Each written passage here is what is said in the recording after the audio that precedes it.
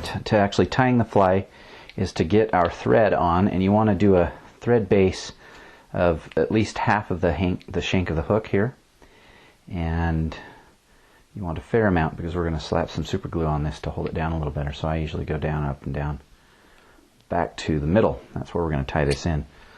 So I will grab some super glue, crazy glue. I like this again because it has this brush on applicator, and give a fair amount there right on the thread area. Now I very quickly want to grab my body piece, and where I want to tie this in is just right in front of this notch that I cut. Okay, and I want to make sure this gray part here, the middle body, is right on the top of the shank. So I'm just going to hold that on there and start to cinch this down.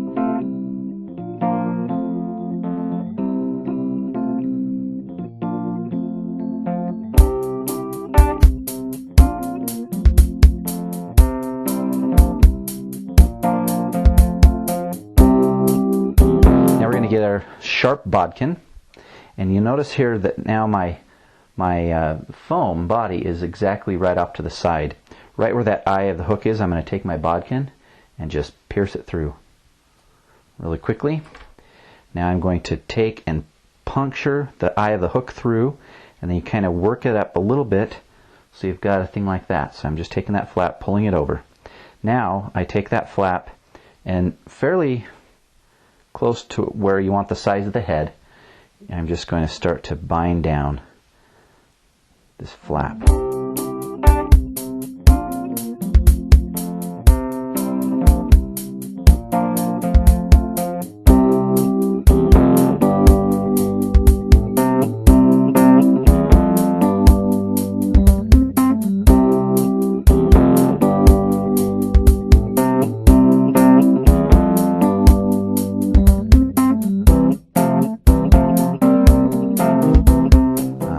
Start this at the first part we tied on, and put this so that the back leg is about even with the end of the body, and tie that in with just a couple of wraps.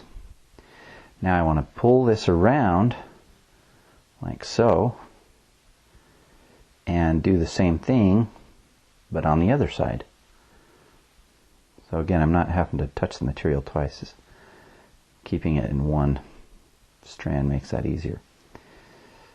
Okay, you don't want to pull that too tight. I don't want them flailing out too much.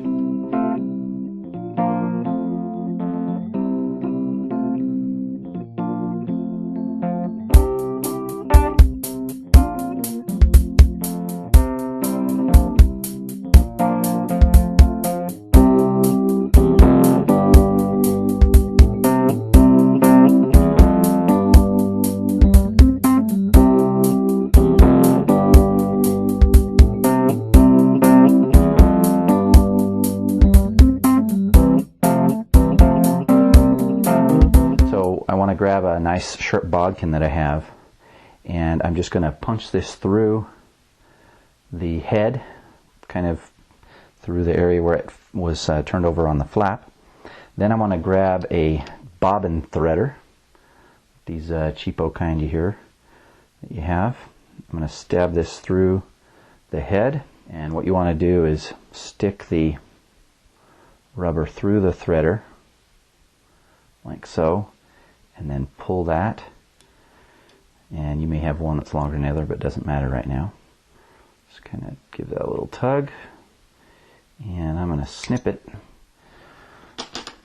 and snip that to be about the same length. I'm not too worried about them, but that's going to be a nice little area there. Okay. Now, one thing that I also like to do is put a little strike indicator on the bug. So we can do that. I'm going to add my wings first. So again, the area that we're working on right here is going to be hidden for the most part. So I'm going to go ahead and tie in my wing. I want that to extend just right back to about right before the body ends. And I don't need to put a ton of wraps on there. Now if you want, sometimes you can even, if you want this, split, you can take your bodkin and just poke it there and give it a quick flick, and now you have a spread wing. Now, when a grasshopper falls in the water, it's usually not going to have a nice pretty wing, so it's kind of a good, more realistic imitation if you do it that way. Okay, so I've got that on there. I'm going to go ahead and tie in my strike indicator. Now what I do with the strike indicator, similar to the wings, I'm just going to tie that in right there at that same point. Now what's going to happen now, I'm going to put my back flap on, and then it will cover up all this area where I've tied everything in. So right now I've got all this stuff being shown up on top. So I'm going to grab my little back flap piece, and so we want the point going backwards, and I just want to take that and put it down right over the top of all this stuff.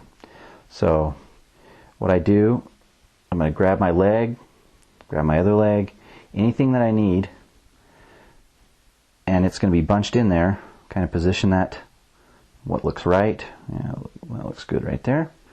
And then I want to wrap this in just a little tiny bit towards the end, not right at the end so it slides off, but it's going to give it a little bit of a lip. And you don't need a ton of wraps here. Okay, and then start to snug that down just a little bit more each time you go. And now we're finished with that. We can go ahead and whip finish.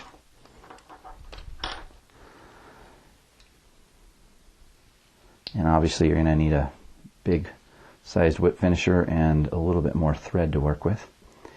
And I want this, if I can help it, to end on the bottom. So I want to pull that off right on the bottom of the fly and get up under there and snip it. Okay, now a couple of things to clean up here. I'm going to snip the legs a little bit more realistically. Okay, they don't have to be perfect. And if you need to position the wings and whatnot. Now, as a final touch, I'm going to go ahead and grab some of my crazy glue here and just slather that underneath where the whip finish occurred and where a lot of the stuff was tied in. It's going to give it a little bit more durability. You can also, one thing that you can do is before you put that flap on, you can also apply crazy glue underneath that flap if you want. Okay, so we've got that in there. And then one little thing finally that we can do is we can give this grasshopper some eyes. I just take a little Sharpie, an eye there and there, and you can even, if you want, give it some speckling on the bottom, underside and the sides and what have you. Whatever. And there we have the finished hopper.